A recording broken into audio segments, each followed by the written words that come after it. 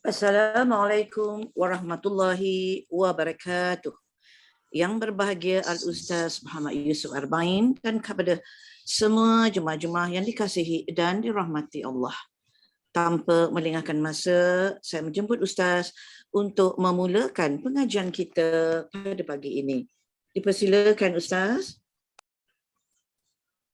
Assalamualaikum warahmatullahi wabarakatuh. Alhamdulillah wassalatu wassalamu ala Rasulillah wa ala alihi wa sahbihi wa man wala, amma ba'. Alhamdulillah, segala puji bagi Allah Subhanahu wa taala. Rasa syukur kita yang tidak terhingga kepada Allah Subhanahu wa taala pada pagi yang berbahagia ini, yang merupakan pertemuan kita kali yang kedua, yang mana kita akan bertemu pada Isnin minggu yang pertama dan pada Isnin minggu yang ketiga. Pada pagi ini, insya-Allah kita akan membicarakan tentang amal-amal yang kita kena jauhkan, amal-amal yang kita kena tinggalkan. Berbeza dengan tajuk yang kita pernah bincang sebelum ini. Kalau pengisian yang lalu, kita membicarakan tentang amal-amal yang kita dituntut untuk buat, amal-amal yang kita kena buat. Tapi kali ini, amal-amal, perbuatan, perkataan yang kita kena tinggalkan. Dalam hidup kita, ada perkara yang kita dituntut buat, ada perkara yang kita dituntut untuk meninggalkan. Amal-amal yang dituntut buat, sudah pasti kita akan dapat pahala. Kita pasti kita akan dapat rahmat dari Allah. Tetapi ada amal-amal yang jika kita buat, boleh menyebabkan kita tak dapat pahala, tetapi kita mendapat dosa. Bahkan kita mendapat laknat. Jadi pada pagi ini kita akan bincang amal-amal yang kita akan mendapat dosa, bahkan dikategorikan sebagai dosa besar, dan kita layak untuk mendapat laknat dari Allah, daripada para malaikat, dan daripada seluruh manusia semuanya. Jadi kita selalu mendengar perkataan laknat, laknat. Okey, dia huruf ain, lam ain, laknat. Okey. Perkataan laknat ini adalah lawan kepada perkataan laknat. Apabila kita sebut tentang laknat, ia dikaitkan dengan rahmat. Rahmat maksudnya sesiapa yang dilaknat, sesiapa yang melakukan amal-amal yang menyebabkan dia boleh dilaknat, akan membawa maksud dia dijauhkan oleh Allah Subhanahu wa taala daripada rahmatnya, dan dia layak untuk diazab oleh Allah kerana dia telah melakukan perbuatan yang dikategorikan perbuatan yang dilaknat. Jadi pada pagi ini kita akan fokus kepada tajuk-tajuk ini. Kalau tuan-tuan lihat dalam poster, tuan-tuan akan dapati tajuk besar dia adalah ancaman dan galakan. Tajuk ancaman dan galakan tajuk besar. So, tajuk kecil dia tu, kalau tajuk ancaman, ada tajuk kecil di bawahnya. Kalau tajuk galakan, ada tajuk kecil di bawahnya. Jadi setiap pertemuan Isnin, minggu pertama dan minggu ketiga, kita akan membincangkan dua topik ini. Maksudnya ada amal-amal yang kita diancam dengan azab. Kita diancam dengan kemurkaan Allah. Kita diancam dengan laknat. Dan kita juga akan mempelajari amal-amal yang kita digalakkan untuk buat supaya kita dapat rahmat, kita dapat syurga, kita dapat pahala dan sebagainya. Jadi itulah tajuk yang kita akan bicarakan setiap pertemuan kita minggu pertama dan minggu ketiga. Saya ulang perkara ini supaya tuan-tuan tahu nak belajar apa daripada satu kelas kepada satu kelas. Jadi apabila orang tanya ada kelas apa? Kita kata ada kelas belajar tentang ancaman, belajar tentang galakan. Apa tu? Tuan-tuan kena jelaskan kepada rakan-rakan kita. Kalau sebelum ini kita cerita tentang fadail a'mal. Fadail a'mal dia terletak di bawah tajuk galakan untuk beramal. Jadi kita tak nak hanya memikirkan, mempelajari tentang amal-amal yang dapat rahmat saja. Tetapi kita juga kena belajar ada amal-amal yang boleh tolak rahmat Allah tu, yang boleh jauhkan rahmat Allah itu. Itulah yang dikatakan dengan laknat. Saya mohon maaf kerana saya belum lagi dapat menyediakan nota. InsyaAllah dalam perjalanan untuk menyediakan nota, draft dia dah ada, poin-poin dia dah ada, cuma nak dipindahkan sahaja ke dalam PowerPoint. Itulah yang banyak mengambil waktu. Jadi pada pagi ini izinkan saya untuk menyatakan secara verbal sahaja, secara lisan. Jadi saya minta jasa baik tuan-tuan dan puan-puan untuk membuat catatan. Untuk mencatat sesuatu, kenapa nak kena catat? Yang pertama adalah untuk diri kita sendiri. Sebab kalau kita mendengar sambil mencatat, dia mudah untuk kita mengingati. Okay. Yang kedua, kalau kita dah dengar, kita dah catat, kita dah faham, nanti kita bolehlah membuat hebahan, perkongsian kepada orang-orang yang ada di luar sana, khususnya keluarga kita yang paling dekat. Kita tak nak kita saja yang tahu, tapi kita tak nak sampaikan kepada orang lain. Jadi, kita kena sampaikan. Kalau ada mana-mana apa yang kita pelajari pada pagi ini yang telah menyebabkan mendapat laknat dari Allah, maka kita kena cegah. Sebab itu, kita kena cepat dengar baik-baik, catat, moga-moga Allah memberikan keberkatan kepada pengisian kita pada pagi ini. Jadi kita terus pergi kepada perkara yang pertama yang dikaitkan dengan isu harta. Okay, kita fokus dulu tentang isu harta. Okay. Dia punya poin besar dia pada harta. Pada harta ni dia boleh kita dapat pahala, boleh kita dapat dosa.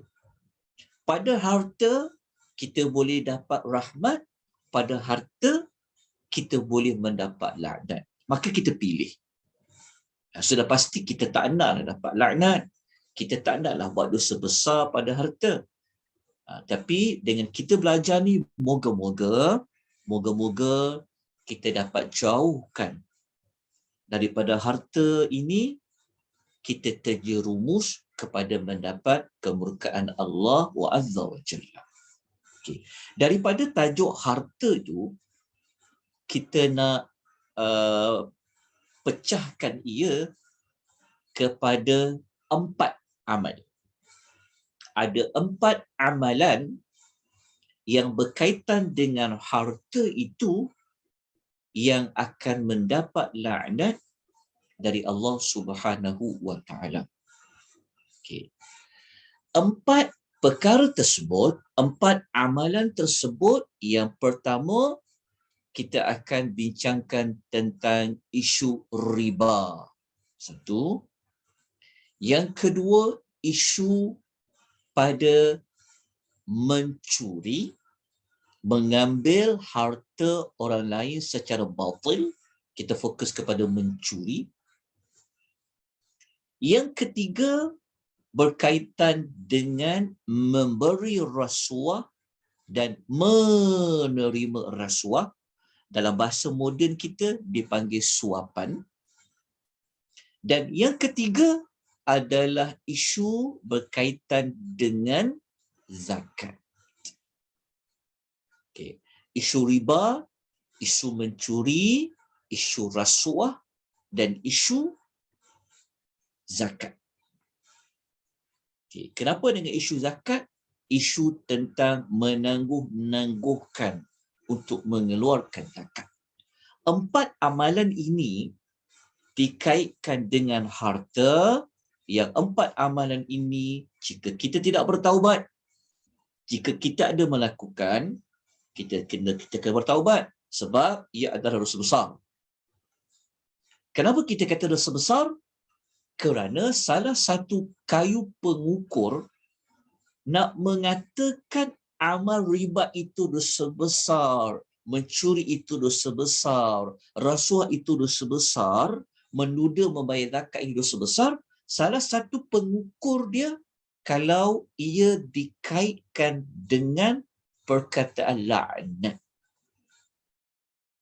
Saya dapati alhamdulillah di Persatuan Wanita Islam Prihatin memang ada satu slot khas bersama dengan Dr. Fatimah mengajar, berbincang tentang Al-Kabair, dosa-dosa besar. Okay. Jadi tajuk saya yang saya nak bentangkan ini ada kaitan juga dengan dosa-dosa besar.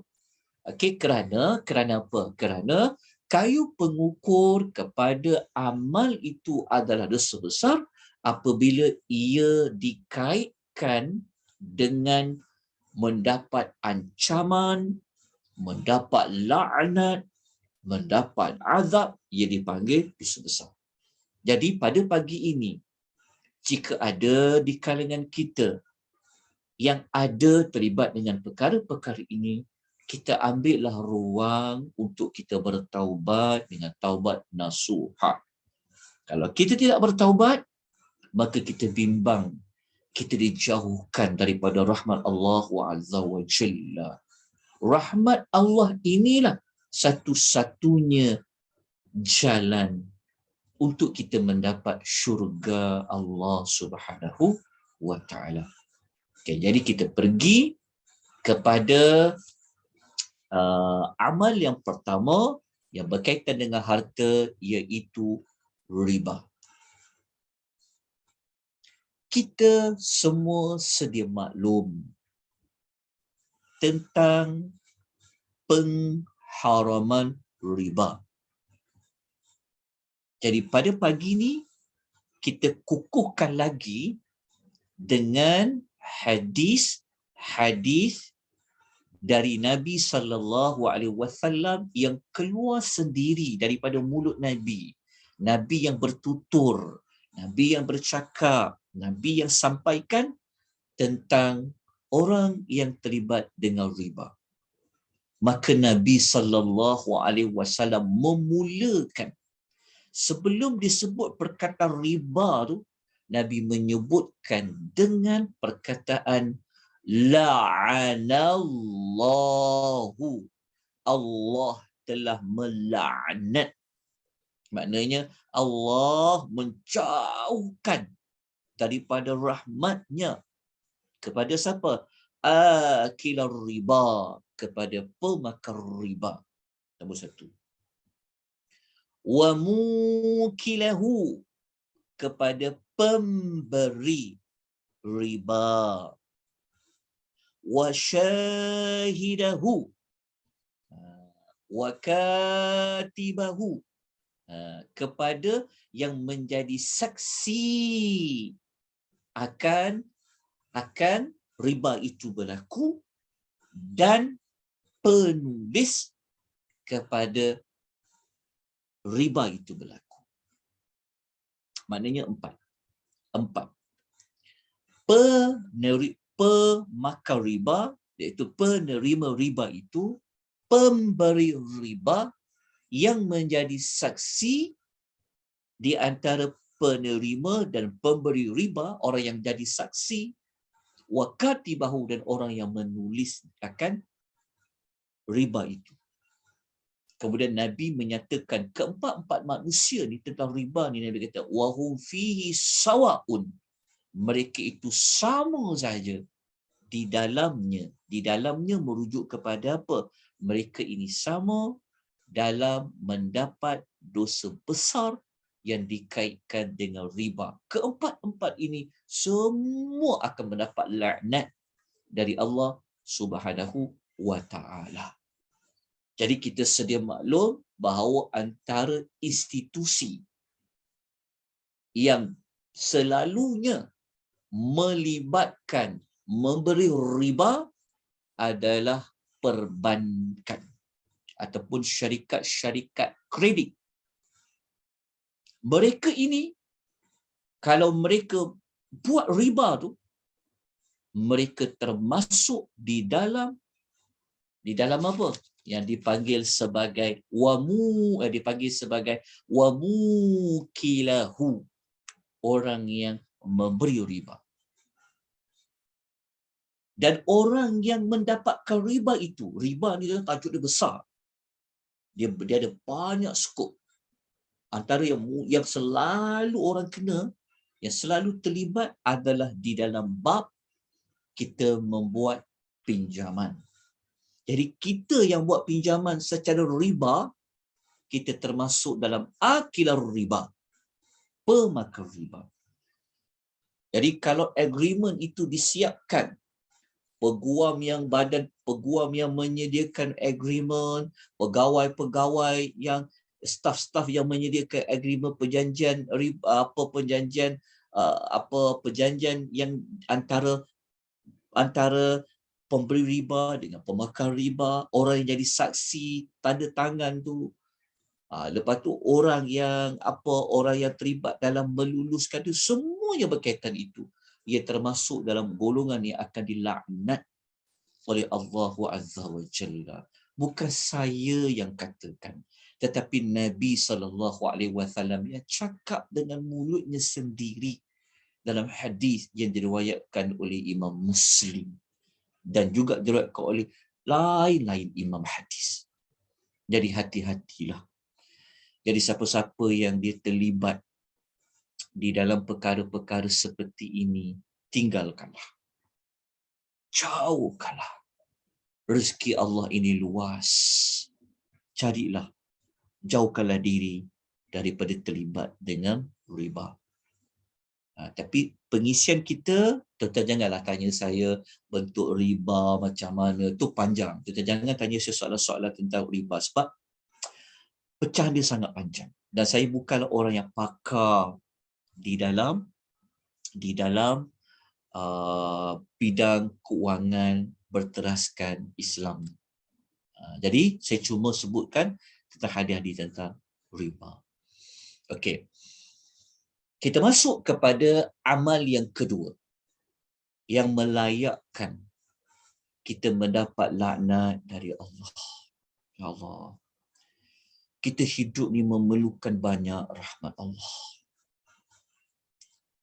Tapi kadang-kadang tanpa ilmu, ikut hawa nafsu ni, kadang-kadang kita termasuk dalam kumpulan yang mendapat laknat dari Allah. Amalan yang kedua adalah dari sudut amalan mencuri. Curi apa pun sekalipun, dia boleh termasuk dalam kumpulan yang mendapat laknat Allah. Kalau curi telur ayam, Ustaz, boleh tak? Sebab telur ayam dah naik harga. Boleh tak kalau kami curi telur ayam tu? di mana-mana rebanciran kami. Boleh tak?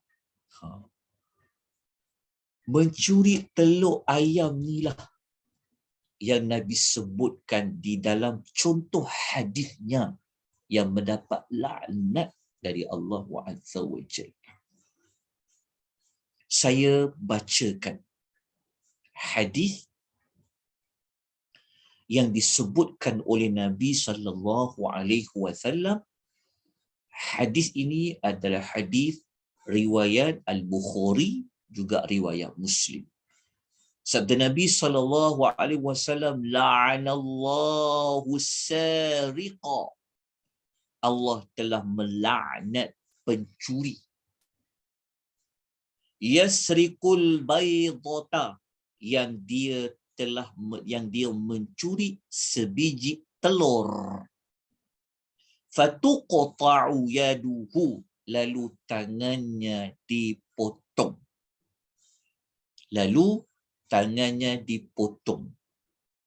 Wa yusrikul habala, dan laknat Allah kepada yang mencuri seutas tali.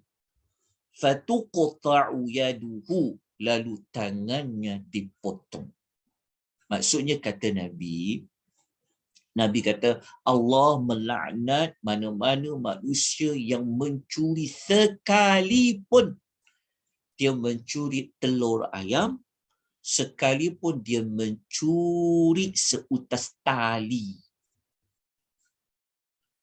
Apabila dia mula mencuri sebutir telur ayam, sebiji telur ayam, maka lama-lama akan membawa dia kepada dia perlu dipotong tangannya.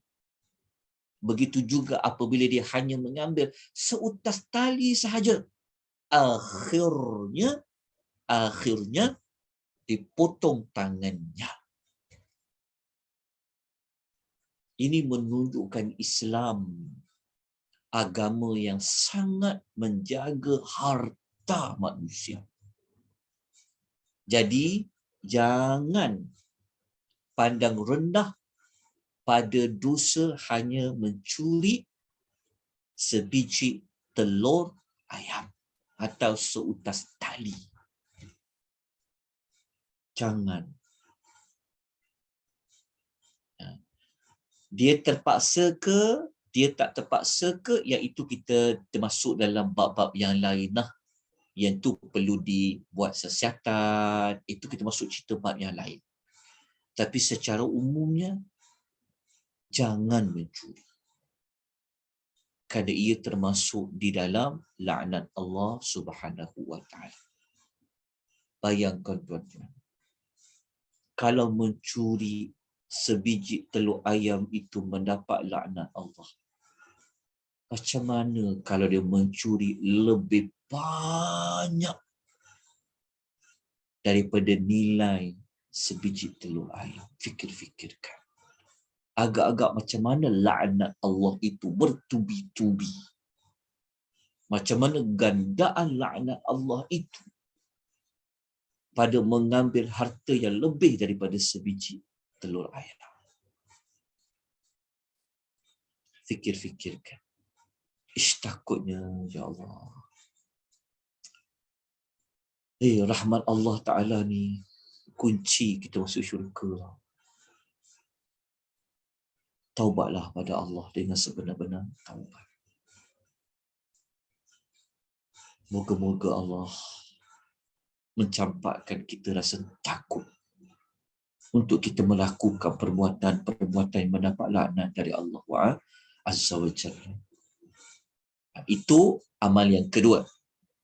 Okey, terima kasih kepada ada beberapa rakan kita yang pada Kak Liza yang masukkan hadis tu. Kita boleh tengok dalam ruangan chat ada hadis yang saya bacakan. Okey, soalan-soalan yang soalan-soalan yang ni nanti saya akan jawab. Dia tanya soalan tu, nanti saya akan jawab kalau ada. Okey. Saya pergi kepada amal yang ketiga. Okey, amal yang ketiga iaitu amal rasuah. rasuah. Okey, apa itu rasuah? Ni nak dekat-dekat pilihan raya ni selalunya akan ada banyak suapan. Okey. Kita tengok.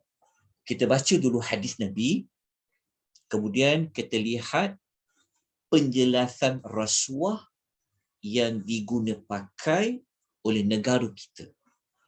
Okay.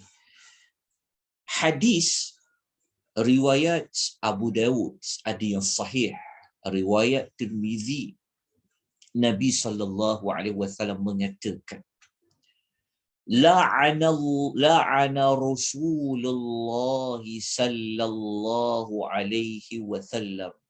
Rasulullah sallallahu alaihi wasallam telah melaknat mana-mana orang ar-rashi yang memberi rasuah, wal murtashi, dan yang menerima rasuah. Yang memberi rasuah, yang menerima rasuah. Okay. Apa itu rasuah? Okay.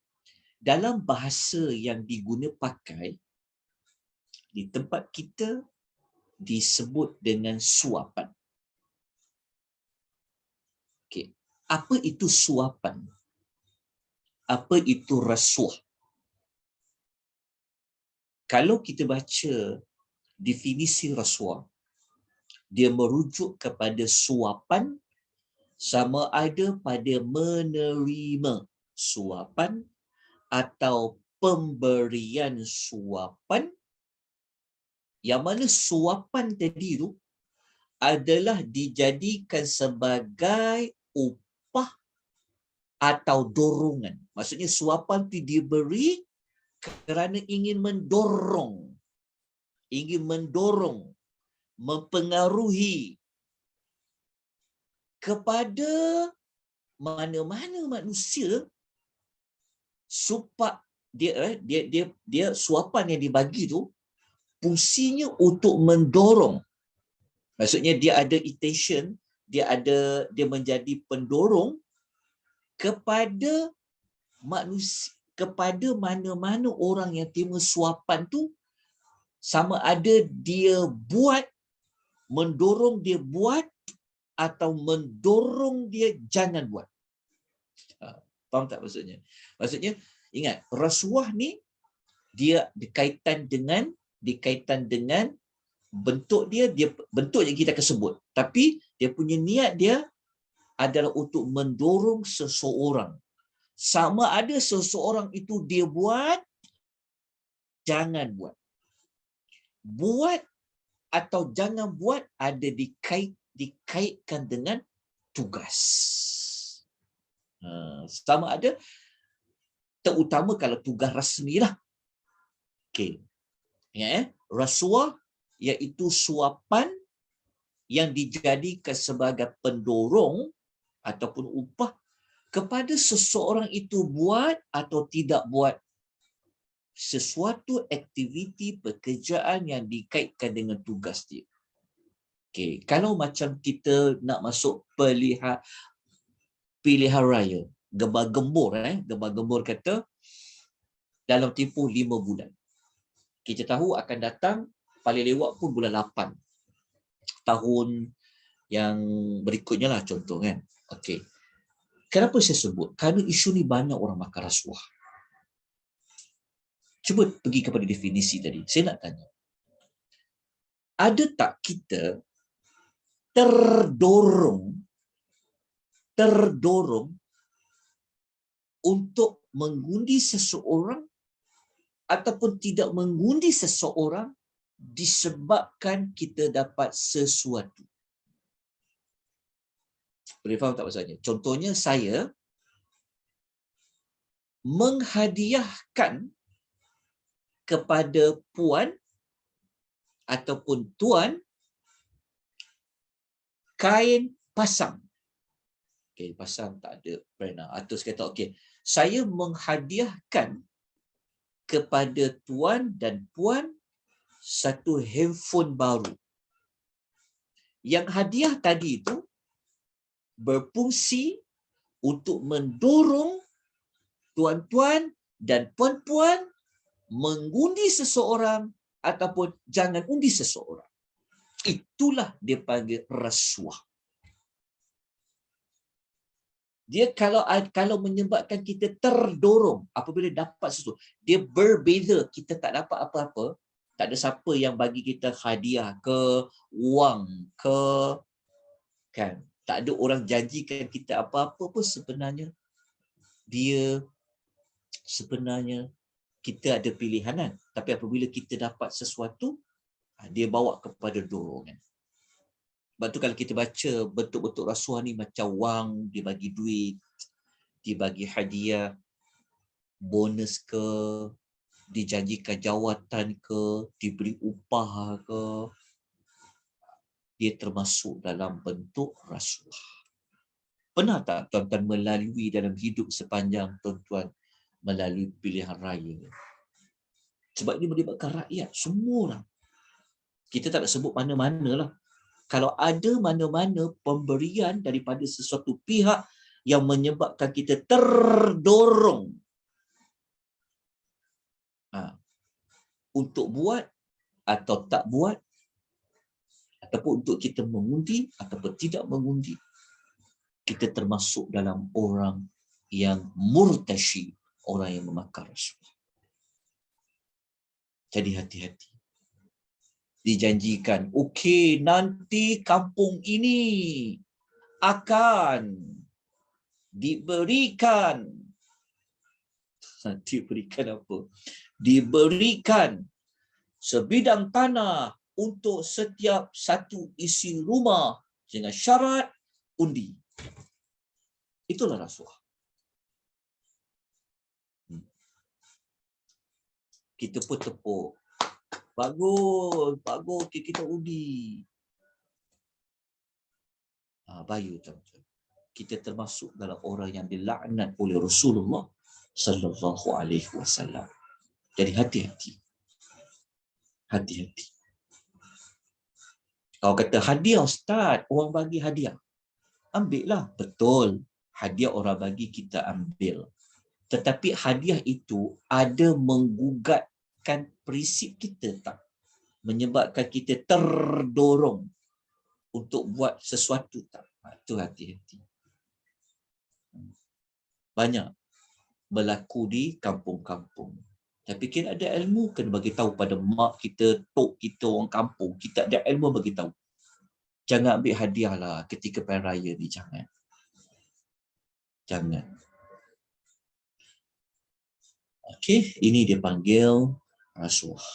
Dia manifesto tu dia lain lah, disebut secara umum tu lain. Tapi kalau bentuk yang kita kata memang kadang dia bagi duit, dia bagi perkhidmatan. Jadi hati-hati.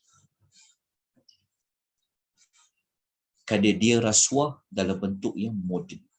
Yang ini saya ambil definisi ni pada definisi yang diguna pakai apa itu rasuah. Baik, tuan-tuan dan puan-puan, boleh kita lanjutkan kepada isu yang keempat, iaitu menunaikan zakat. Baik. Muslimin dan muslimat, ibu-ibu, ayah-ayah yang Allah rahmati sekalian. Okey.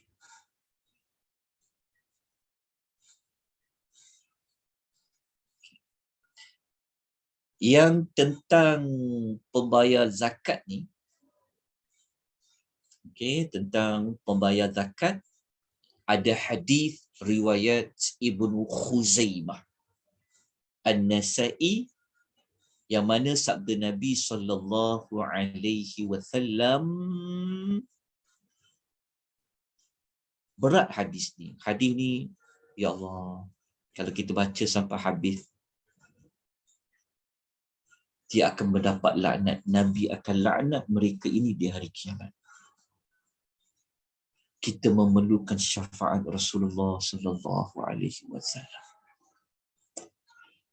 Tapi kerana kita tak ada ilmu, jahil, kita tak nak belajar, menyebabkan kita buat benda-benda macam ni. Iaitu sabda Nabi SAW daripada Abdullah bin Mas'ud. Nabi kata, akilur riba, pemakan riba, wa mukilahu, pemberi makan riba, wa syahidahu idza alimahu, dan kedua saksinya apabila keduanya mengetahui tentang itu riba.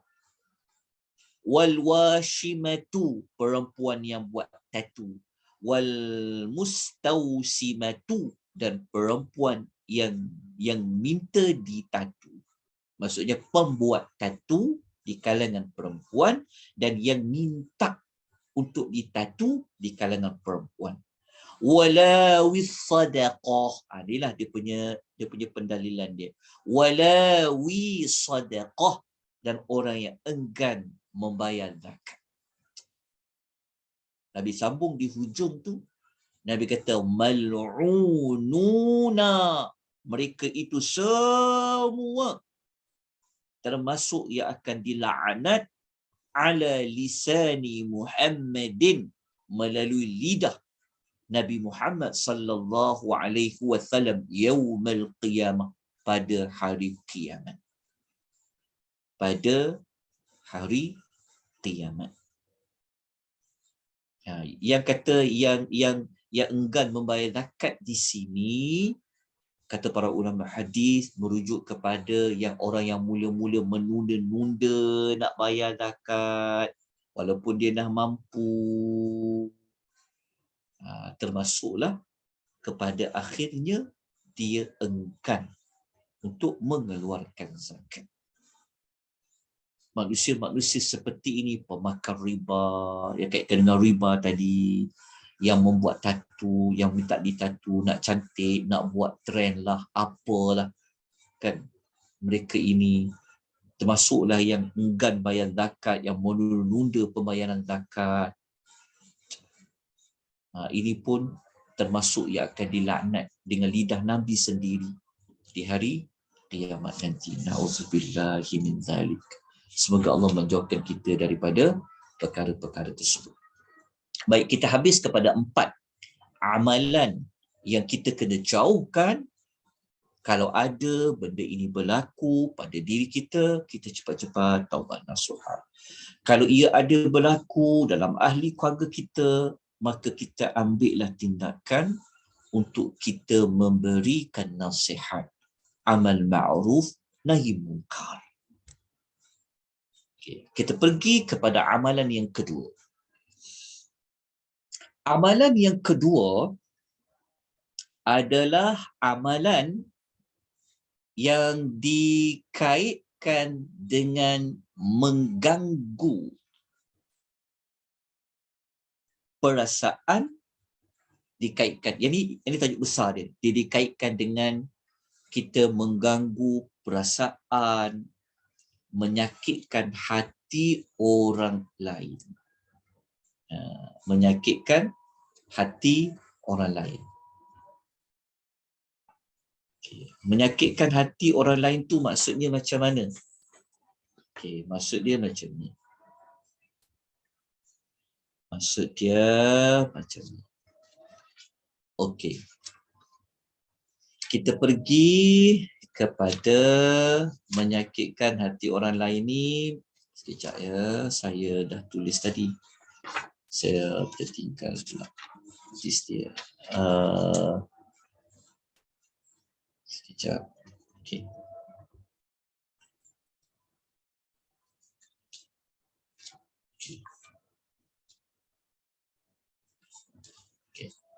Maksud dia macam ni. Okey. Yang amal berikut ni, tadi kita belajar 4 kan? Yang 4 tu kaitkan dengan harta. Yang ni dikaitkan dengan perasaan orang. Agama ni Masya Allah, Islam ni Masya Allah, beruntung jadi seorang Muslim. Agama Islam ni agama yang menjaga, memelihara hati dan perasaan orang lain.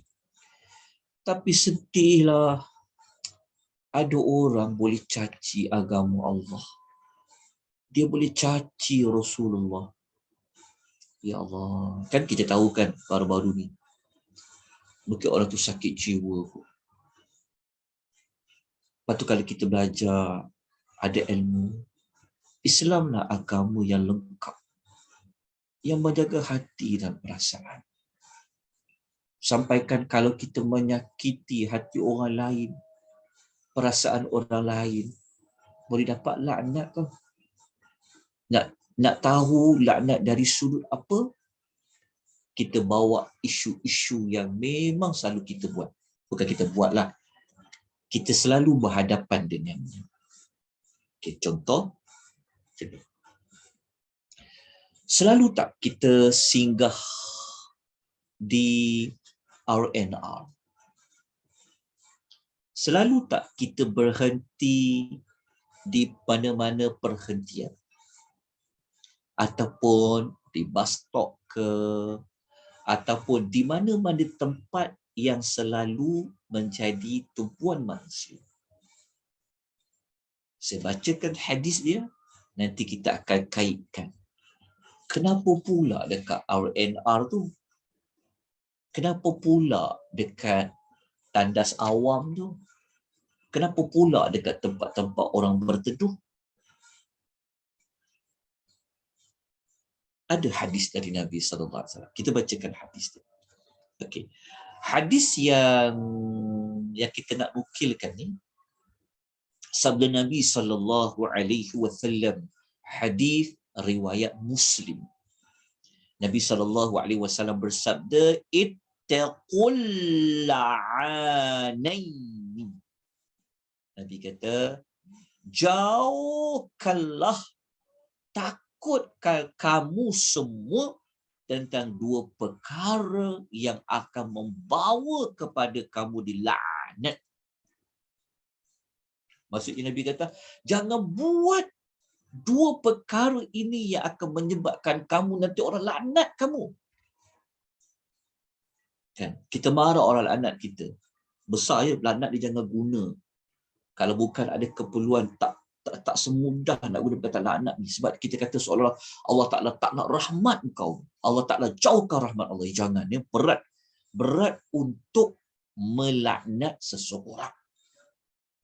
Tetapi ada orang dia tak perasan. Dia telah buat perbuatan yang menyebabkan orang laknat dia.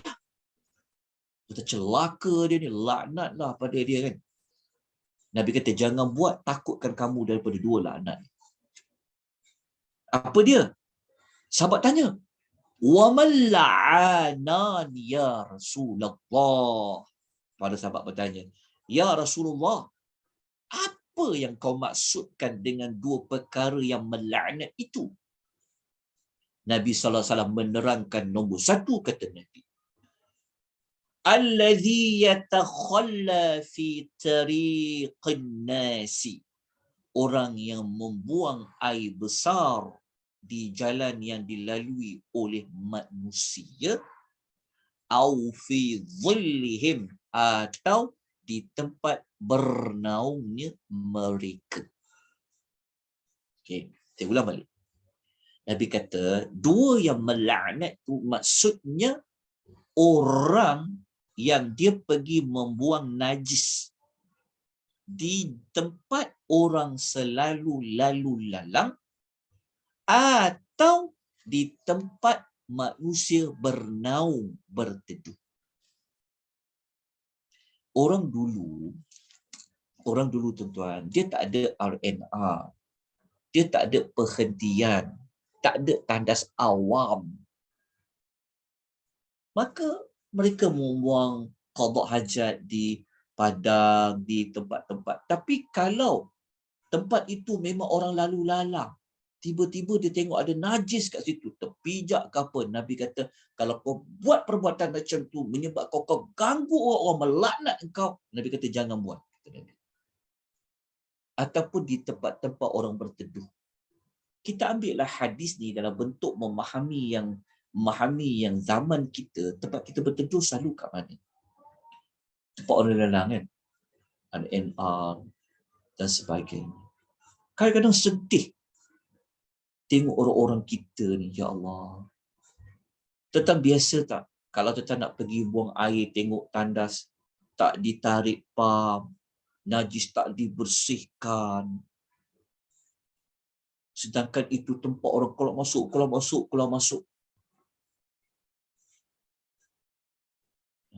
Pada standar awam. Dia termasuk dalam hadis ni lah. Jadi kalau orang melaknat, kalau mereka dilaknat, maka jangan salahkan kepada orang yang melaknat itu.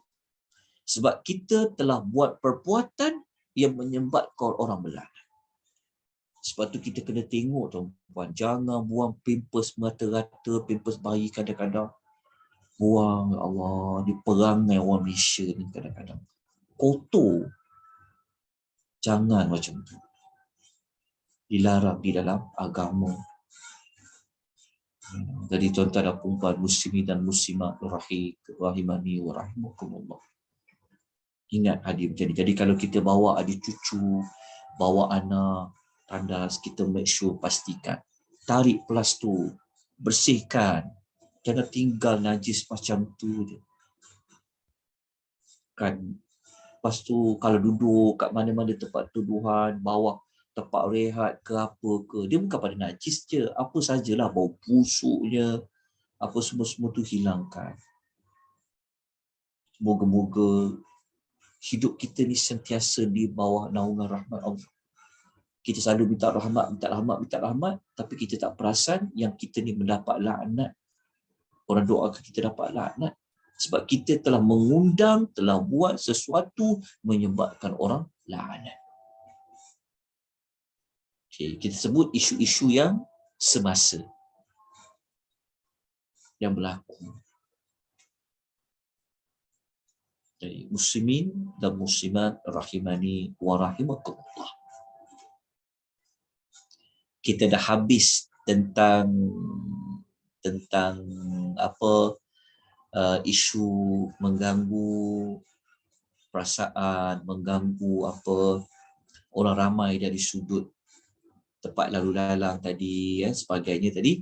Jadi kita terus pergi kepada yang berikutnya. Saya nak masuk kepada isu yang umum pula. Yang umum ni maksudnya dikaitkan dengan bab dunia. Tamak. Memang hidup dia 24 jam. Duduk fikir siang malam, pagi petang dengan dunia. Ke dunia dia 24 jam dia, pagi petang siang malam, hidup dia duduk fikir dunia. Sampai dia lupa akhirat. Lupa nak buat bekal akhirat. Sampai lupa nak belajar, nak tambah ilmu. Sibuk dengan hal dunia. Sampai kan dah tak tahu mana halal, mana haram, mana batil, mana tak batil. Alasannya tak belajar. Okay, saya nukilkan 2 hadis dari Nabi SAW. Saya ambil 3 hadis lah. Dikaitkan dengan bab yang ketiga ni, ini dia panggil yang kelima lah. Kalau kita baca 4 pasal harta, 1 pasal perasaan manusia. Ni yang kelima. Yang kelima ni adalah sangat tamak dengan dunia. Maksudnya hidup dia ni, dia menjadi hamba kepada dunia. Kita pernah tengok tak orang hamba kepada dunia? Kalau kita ada anak-anak, cucu, nasihat pada anak cucu. Kan, kita kena nasihat pada mereka. Dia memang betul, Islam tak larang jadi kaya. Tapi cara hidup kaya kamu ni sampai macam tak cukup rehat, sakit, sampai hilang tanggungjawab dengan keluarga, anak-anak, dengan ibu bapa, sampai tak kenal lah orang masjid tu. Contoh. Sampai tak tertengok anak-anak, semualah apa-apa yang berkaitan dengan ini. Hadis pertama riwayat Al-Imam Tirmizi. Nabi SAW bersabda, lu'aina, terlaknatlah abdud dinar, hamba dinar. Lu'ina, dua kali Nabi ulang. Terlaknatlah abdud dirham, hamba kepada dirham.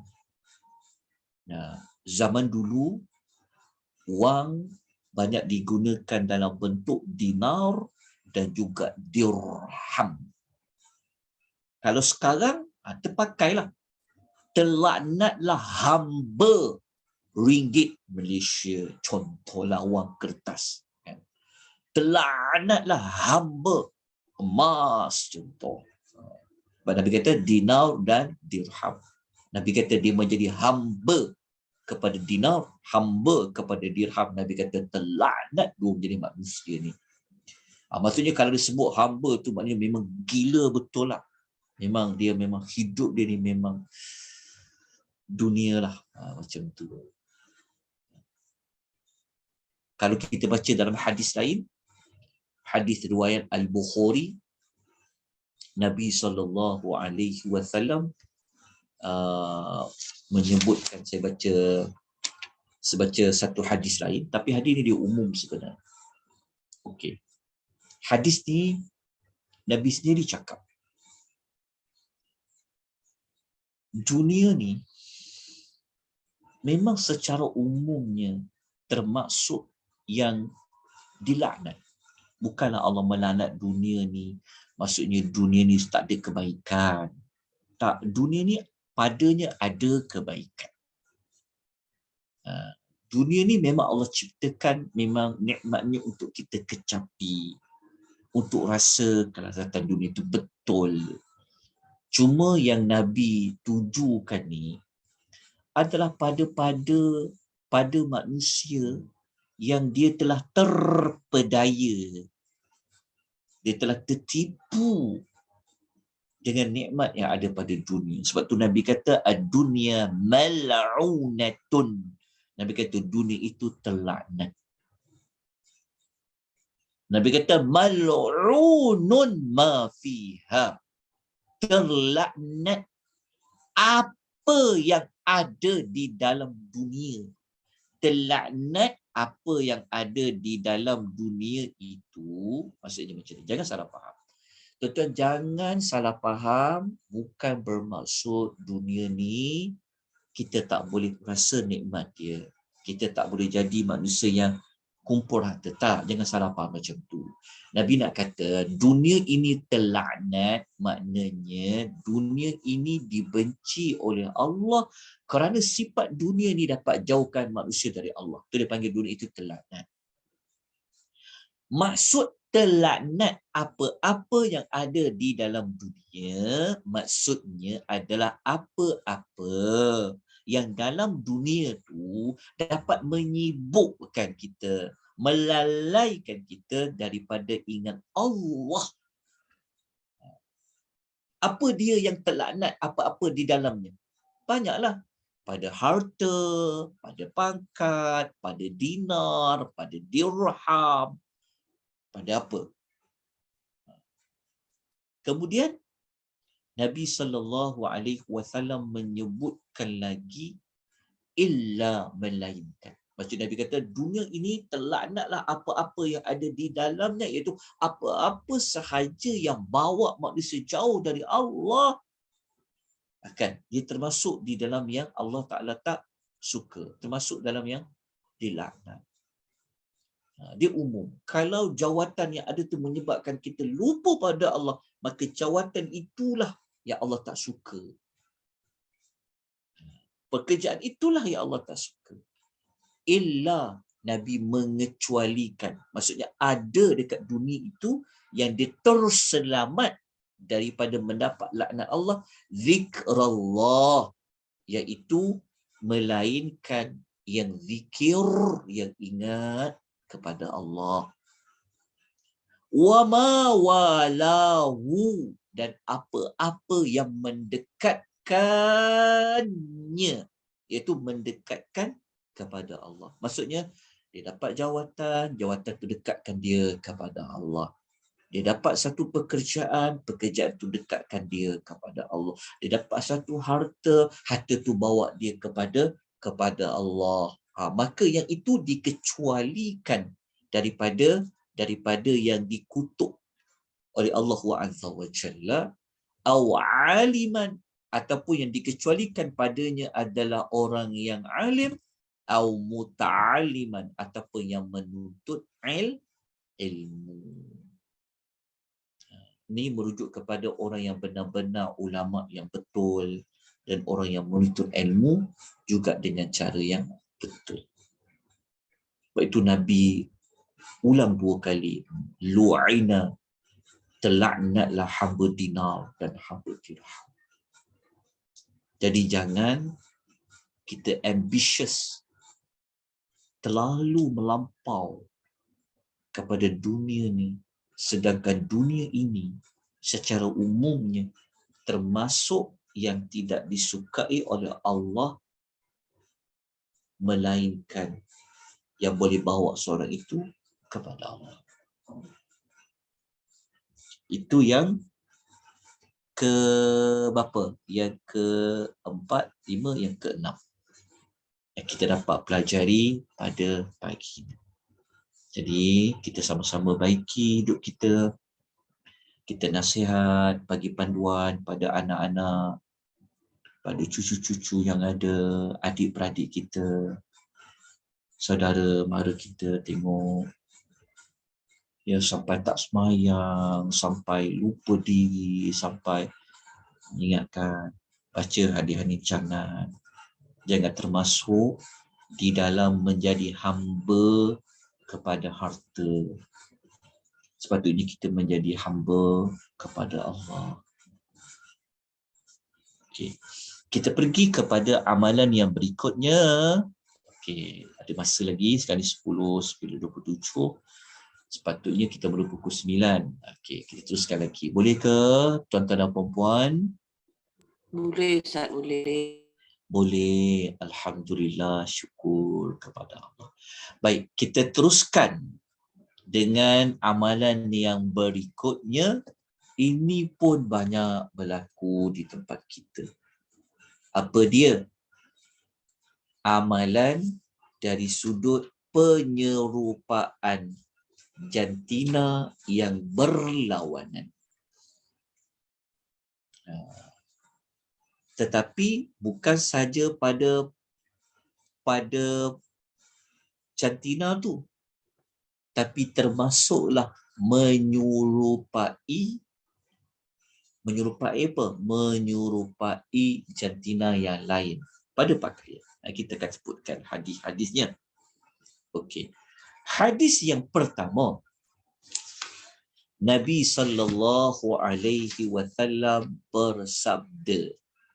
Nabi kata, la'ana Rasulullah sallallahu alaihi wasallam. Rasulullah sallallahu alaihi wasallam telah melaknat. Maknanya Rasulullah mendoakan orang itu dijauhkan daripada dapat rahmat Allah. Siapa dia? Al-mutasyabbihina minar rijal. Lelaki yang menyerupai perempuan.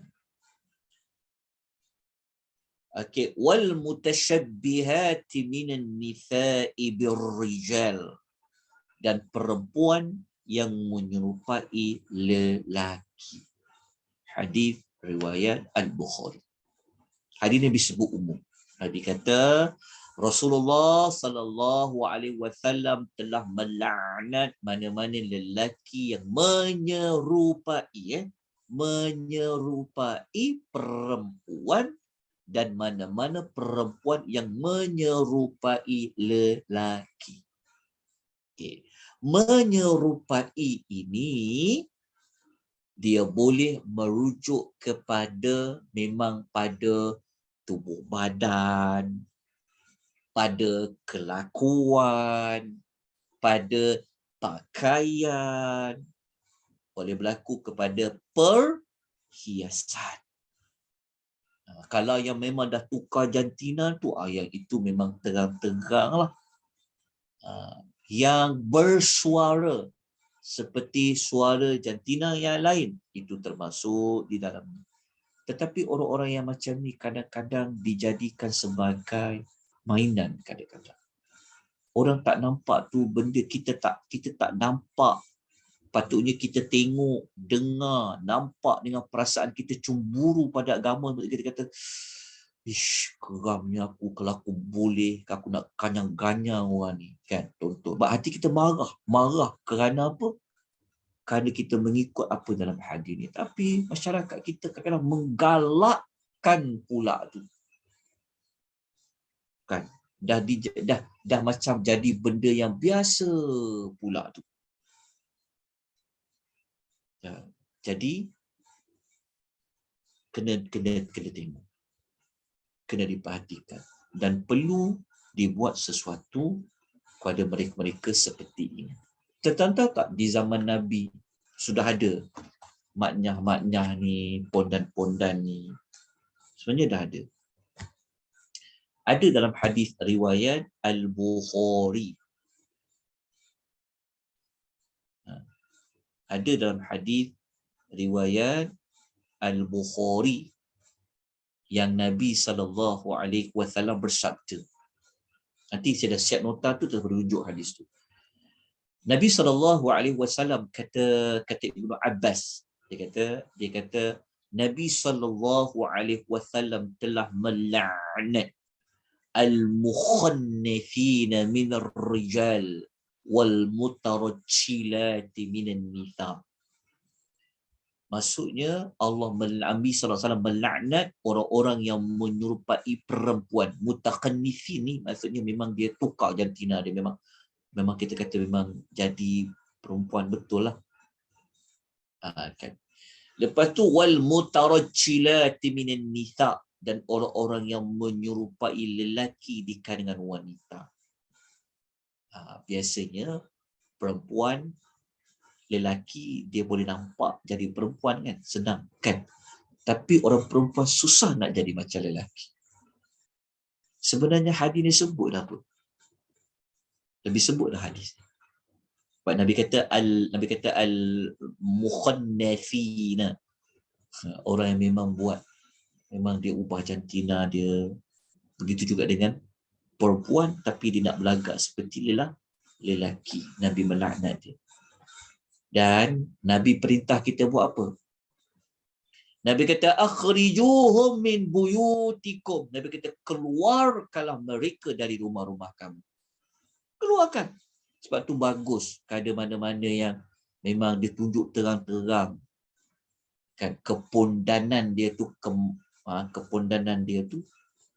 kan dia keluar pada Malaysia yang betul pun, sepatutnya ikut hadis kita kena keluarkan dia. Bukan kita panggil dia masuk dalam.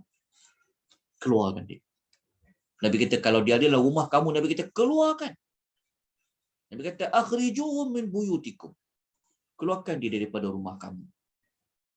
Dan Nabi berkata, dan Ibnu Abbas mengatakan, fa akhrajan nabiyyu fulanan. Nabi SAW pernah mengeluarkan seseorang. Wa akhraja Umar fulanan, dan Umar pun mengeluarkan seseorang. Maksud dia apa? Nabi dia ada hamba tau.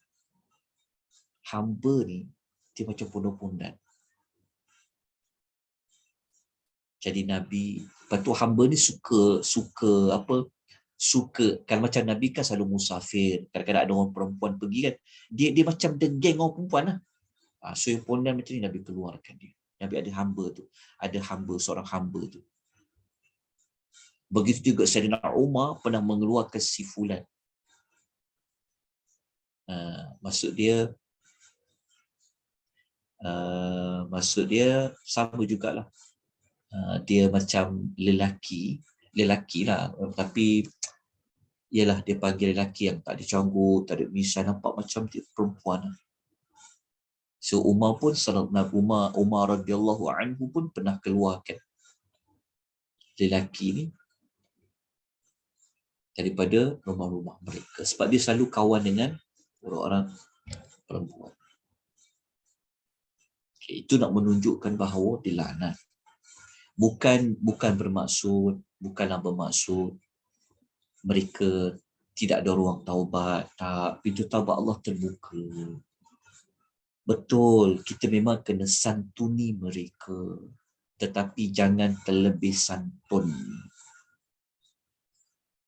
Jangan terlebih santun menyebabkan membawa kita kepada menggalakkan lagi mereka-mereka ini. Jadi kena hati-hati. Okey, lepas tu kalau kita baca hadis yang ketiga, ni pun satu lagi.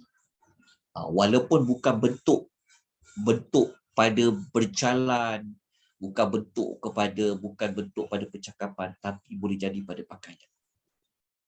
Nabi kata, disebut dalam hadis riwayat Abu Daud, la'ana Rasulullah sallallahu alaihi wasallam rajula. Rasulullah sallallahu alaihi wasallam melaknat mana-mana lelaki lilbasal mar'ah, yang memakai pakaian perempuan, wal mar'ata talbasu libsatar rajuli, dan perempuan yang memakai pakaian lelaki. Cuba tengok di negara kita ni apa pakaian tu, pakaian yang memang lelaki je pakai, tapi dipakai oleh orang perempuan juga. Dan di negara kita ni mana yang pakaian tu hanya dipakai je oleh orang perempuan, tapi dipakai oleh orang lelaki. Walaupun dia bukan kundan, ataupun bukanlah dia tak banyak ke, tapi memakai pakaian itu tak boleh. Contoh apa? Yang pakaian perempuan. Macam apa yang dipakai oleh orang perempuan. Tapi kalau pakaian tu dulu jantina pakai, dia terkeluar daripada hadis. Dapatlah anak Rasulullah melaknat mereka. Macam baju kurung kan, memang perempuan dia pakai, tiba dia lelaki pakai. Walaupun dia tegak, sadar dia termasuk dalam hadis mendapat laknat dari Rasulullah sallallahu alaihi wasallam. Kadang-kadang dah jadi bahan lawak lah. Kadang-kadang kita tak perasan cerita lawak-lawak ni, melawak-lawak ni, kadang-kadang melawak memakai pakaian perempuan. Tak boleh. Lawak ni tidak menghalalkan hukum. Tapi itulah yang jadi. Cuba tengok cerita Maharaja Lawak. Lawak-lawak ni. Hati-hati pelawak-pelawak ni. Kan, menyerupai jantina buat kita. Tapi TV duk tayar gelak, kita pun suka ketawa. Tak sensitif ke pada agama. Dan alhamdulillah kes komedian yang baru ni yang hina Islam yang perempuan tu membuka mata semua orang. Rupa-rupanya dah lama dah orang berlawak-lawak dengan perkara-perkara ni. Sebenarnya tak boleh, benda haram, tapi itulah sebab tu negara, sebab tu Allah Ta'ala hilangkan banyak berkat dalam hidup. Kena tengok. Okey, saya nak tanya, seluar jin pakai lelaki ke pakai perempuan? Seluar jin. Jin pun tak ada seluar dah dia ambil orang pakai. Seluar jin pakai lelaki ke pakai yang perempuan?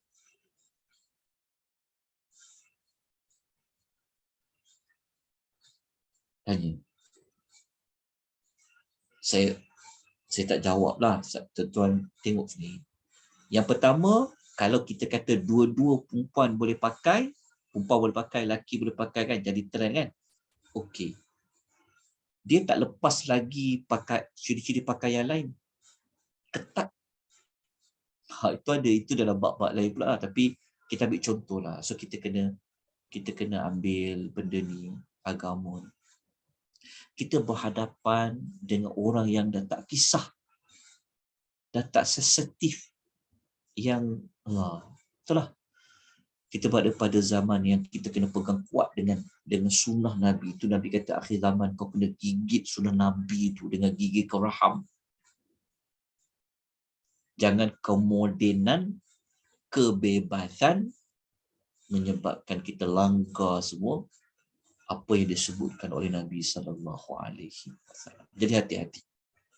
Hati-hati supaya kita tak termasuk, anak-anak kita, ahli keluarga kita tak termasuk dalam kumpulan manusia yang yang dilaknat oleh Rasulullah sallallahu alaihi wasallam. Okey, kita dah habis tajuk tu. Okey, kita dah 10:40. Saya nak ambil satu lagi, boleh tak? Satu lagi. Saya nak ambil tentang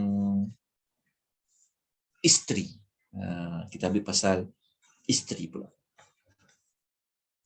Kita ambil tentang isteri. Zaman sekarang, zaman yang kita tak kata kebanyakan lah. Kalau duduk di bandar-bandar ni, pasangan yang isteri kena bekerja ataupun dia memang nak bekerja, maksudnya isteri yang berkerjaya. Apabila berkerjaya, banyak kerja kena buat, pastikan isteri-isteri seperti ini, bukan yang tak berkerjaya pula, yang suri rumah pun kadang-kadang pun pesanan juga. Pastikan kita tidak mendapat laknat di kalangan para malaikat dari sudut menolak, mengingkari kemahuan suami. Dalam hadis riwayat Bukhari dan Muslim, kata Nabi SAW,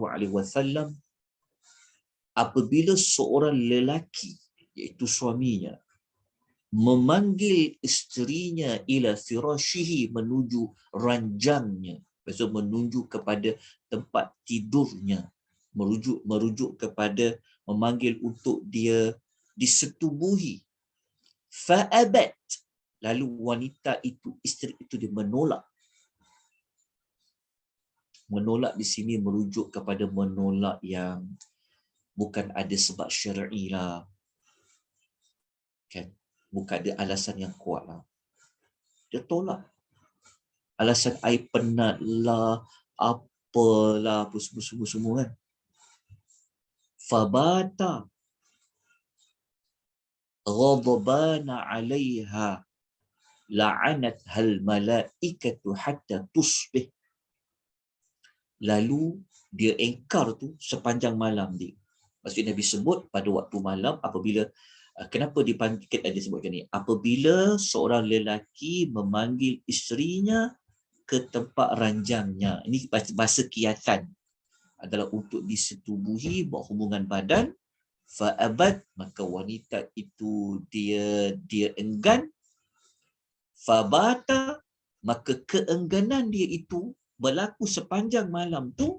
Ghadabana 'alaiha, dalam masa yang sama suami yang panggil dia, minta itu dalam keadaan dia marah pada malam tu, malaikat akan melaknat perempuan itu sampai waktu subuh. Sampai waktu subuh. Contohnya kalau suami dia kata, suami dia berkehendakkan dirinya, isteri itu jam 10 malam. Tapi isteri itu menolak tanpa ada alasan yang kuat. Kan? Dia sebenarnya, perempuan yang haid pun kena melayani suaminya. Bukan melayani suaminya tu dia bersetubuh, tapi pada bahagian-bahagian lain suaminya berhak ke atas dirinya. Alasan uzur syar'i, haid, bukan alasan untuk tidak melakukan hubungan intim dengan suami. Termasuk dalam hadis ini juga. Jadi suami itu berada dalam keadaan dia sangat tak puas hati, dia marah. Maka daripada jam 10 malam itulah dia akan dilaknat oleh para malaikat di langit sampailah waktu subuh. Melainkan kalau suami itu dia kata okeylah, maknanya suami itu berada dalam keadaan walaupun isinya tak nak, dia berada dalam keadaan dia redha, dia rasa dia macam tak ada masalah, kan? Yang itu membuat kita terkecuali. Sebab hadis tu dikaitkan dengan fabata ghadbana, dalam keadaan suami itu marah padanya. Dia tak dapat apa yang dia kehendaki. Kecuali kalau suami dia macam, okey lah, tak apalah. Suami dia kata, suami dia macam tolerate lah pada dia tu, okey, tak apa. Ataupun hadis ini dia akan terkeluar, tak mendapat laknat daripada malaikat jika perempuan itu dia menunaikan juga akhirnya kehendak suaminya. Maksudnya terhenti pada saat bila, contohnya pukul 10 atau pukul 12 suami isteri kesian pada dia, buatlah hubungan badan, maka terputuslah. Maknanya tak lagi dilaknat oleh para malaikat sehingga waktu subuh. Okay. Kemudian mungkin ada tanya, kenapa pula Ustaz sebut waktu malam? Oh, kalau waktu siang bolehlah ya, kalau nak tolak. Okay, maksud dia macam ni. Kenapa Nabi sebut waktu malam? Kerana biasanya perbuatan itu dia berlaku pada waktu malam. Sebab tu Nabi sebut jika suami itu melalui dalam keadaan dia marah sepanjang malam tu sampai subuh tu. Maksud dia bukanlah nak mengatakan, oh kalau menolak waktu siang tu tak apalah.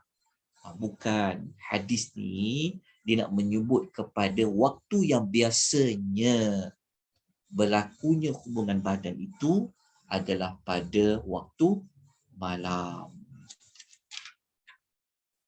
Jadi ini juga di antara perkara yang perlu dititik beratkan.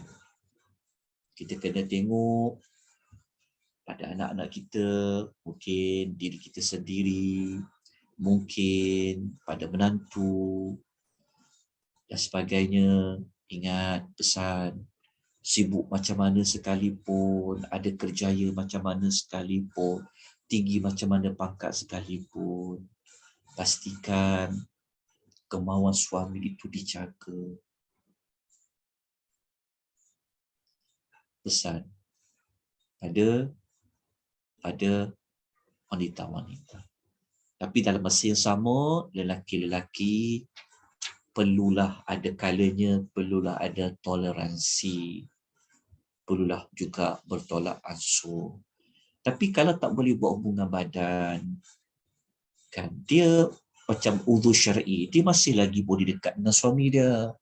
Suami dia boleh lagi melakukan hubungan-hubungan yang intim dengan isteri dia. Kalau perempuan itu sakit sekalipun, dia masih lagi boleh bersama dengan suaminya. Ya, moga-moga kita hidup dalam keadaan sentiasa di bawah rahmat Allah Azza wa Jalla. Kita dijauhkan oleh Allah daripada kita terjatuh ataupun kita melakukan perbuatan-perbuatan yang mendapat laknat daripada Allah. Nabi SAW jadi melaknat, para malaikat melaknat. InsyaAllah kita akan sambung lagi bulan depan, siri yang kedua, beberapa lagi amalan yang mendapat laknat dari Allah. Jadi nanti kalau dekat poster Hibahan, tulis tajuk dia, golongan yang mendapat laknat Allah, siri yang kedua. Jadi kita dah belajar berapa? 4. Kita belajar berapa hari ni? 4, 5, 6, 7, 8. Kita belajar 8 kan? 8 perkara amalan yang kita kena jauhi. 8 inilah termasuk di bawah tajuk ancaman. Jadi tajuk besar nanti mungkin Kak Mazidah boleh buat tajuk ancaman dan galakan tu kekalkan, tapi letak satu topik di bawahnya, iaitu golongan yang mendapat laknat dari Allah Subhanahu wa Ta'ala, siri yang kedua. Ini untuk poster yang akan datang. Ya, okey Ustaz. Okey. Ada mana-mana soalan sebelum kita tangguhkan pengisian kita pada pagi ini? Ada yang tanya soalan saya secara PM tu. Ada tanya, dia tanya, dia tanya tentang ni, tentang riba kan. Kalau duduk di negara yang bukan Islam dan tidak mempunyai bank Islam, untuk mendapatkan pinjaman untuk membeli rumah khususnya, macam mana? Okey, yang ini kita kena tengok dari sudut kemudaratan lah. Okey lah, contoh. Saya tak kata okey, proceed, buatlah pinjaman secara riba. Dia duduk dalam, contohnya soalan dia, ada orang duduk dalam satu negara tu memang tak ada langsung pinjaman yang berteraskan kepada kontrak yang patut syariah lah. Yang ada semua dan syariah. Tapi dia perlukan rumah untuk dia duduk dalam negara tu. So apa dia perlu buat? Adakah dia boleh terus proceed melakukan pinjaman yang berteraskan riba itu? Saya tak dapat berikan jawapan secara muktamad, tapi secara asasnya, jika dah termasuk dalam perkara mudarat lah, contohnya memang kita kata dah termasuk dalam perkara yang mudarat, dah tak ada pilihan lain lah. Okey, kita tahu kaedah yang terbina di dalam agama ini, perkara yang mudarat dia panggil ad-daruratu tubihul mahzurat. Darurat membolehkan kita melakukan perkara-perkara yang dilarang. Kita faham? Okey. Kalau kita letak kes ini sebagai mudarat lah, contoh. Okey, kita dibenarkan untuk melakukan perkara yang dilarang. Okey. Satu part. Okey. Bahagian yang kedua, langkah yang kedua, kita ambil guna benda yang dilarang tu, pada asalnya tak boleh, tapi disebabkan tak ada pilihan, kita ambil juga. Okey. Langkah yang kedua, kita tidak boleh mengambil yang dilarang itu mengikut sesuka hati. Maksud dia, perkara yang dilarang untuk kita buat, kita ambil itu, dia kena ambil yang seminima yang mungkin. Maksudnya, dia panggil apa? Dia panggil kaedah, dia panggil apa? Ad-daruratu tuqaddar biqadariha. Darurat itu diukur dengan kadarnya. Contoh dia, saya buat contoh. Okey, dia pergi dalam, contohnya kita dilarang makan babi, contoh kan. Tiba-tiba kita berada di satu tempat yang tak ada makanan lain melainkan makanan babi. Babi itu kita tahu haram. Tapi apabila kita darurat, kita boleh makan babi. Okey, tapi langkah kedua, janganlah makan babi itu sampai kita buat bekal pula, sampai kenyangnya, Masya Allah. Tak boleh. Maksudnya kita cuma makan dengan kadar untuk menjaga nyawa saja. Bukan untuk sampai nak buat apa, buat bekal, bukan sampai nak kenyang itu, sampai kenyang sampai tak boleh nak bangun, tak boleh. Maksudnya dia makan dengan kadar dia boleh bernyawa cukup. Lepas tu dia kena tinggalkan. Sama juga aplikasinya, kalau dia buat pinjaman rumah tu, maka dia kena betul-betul pinjam dengan kadar rumah tadi tu adalah rumah yang bukan untuk kita kata mewah. Rumah yang cukup untuk benda yang asas saja. Kita tahu kalau kita buat lagi rumah itu besar, lagi banyak dia punya jumlah pinjaman. Jumlah pinjaman itu melibatkan riba. Maka kita kena cari seminima yang mungkin, kat mana yang cukuplah untuk berlindung sebagai rumah. Itu jawapan dia lah. Kalau termasuk dalam bab darurat. Tapi soalan yang tanya tu saya tak boleh katalah boleh guna pendapat yang sebut tadi tu. Sebab saya bukan ulama, bukan mufti untuk jawab soalan tadi tu. Sebab apa? Sebab dia ada banyak lagi perbincangan dia. Contohnya mungkin perlu dilihat, mungkin dia kena berhijrah, pergi cari tempat-tempat lain yang ada ruang yang lain ke. Mungkin dia tak perlu beli lagi. Mungkin dia boleh sewa saja. Kan kalau sewa tadi tu dia terselamat daripada riba, maka perlulah dia menyewa dulu. Contoh. Yang ni kena ditanya kepada pihak-pihak yang mempunyai lebih autoriti, lebih alim, lebih faqih dalam isu-isu seperti ini. Wallahu ta'ala alam. Okey, Kak Mazidah, ada apa-apa pengumuman Kak? Silakan Kak. Jika ada, kita buka lagi 1-2 soalan. Jika tiada, saya mengambil kesempatan untuk mengucapkan ribuan terima kasih kepada jemaah-jemaah yang telah menyumbang untuk dana banjir di Baling, ya. Jadi tim kami telah pergi pada 16 hari bulan dan telah selamat sampai pagi tadi 4 pagi di Selangor, ya. Jadi di mana-mana sumbangan yang telah disampaikan telah pun kami sampaikan kepada, kalau tak silap saya, 70 lebih keluarga yang telah kami sampaikan sumbangan tersebut. Jadi jazakumullah kepada semua. Okey, sebelum saya mengakhiri, jazakumullah kepada Ustaz dan kepada admin Ustaz, iaitu Puan Syahira dan Puan Liza. Maka saya serahkan semula kepada Ustaz, ya, sebelum kita mengakhiri kelas kita. Sekian, terima kasih. Assalamualaikum warahmatullahi wabarakatuh. Assalamualaikum warahmatullahi wabarakatuh. Terima kasih Kak Mazidah. Kita ucapkan jazakumullahu khairah kepada penganjur kita, Persatuan Wanita Islam Prihatin. Moga-moga Allah sentiasa memberikan rahmat, melapangkan segala urusan, memberikan keberkatan di atas segala aktiviti yang dijalankan. Juga kepada tuan-tuan perempuan yang sentiasa mengikuti pengisian anjuran majlis ilmu ini. Semoga Allah memberikan ganjaran dan juga keberkatan. Kita jumpa insya-Allah pada bulan hadapan, minggu yang pertama, Isnin minggu yang pertama, jam 9 pagi untuk siri yang kedua, dan nota insya-Allah nanti saya akan kongsikan pada tuan-tuan dan puan-puan.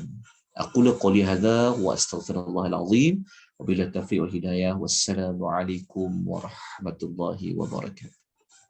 Waalaikumsalam warahmatullahi wabarakatuh. Alhamdulillah. Terima kasih banyak Kak Mazidah, Ustaz. Assalamualaikum.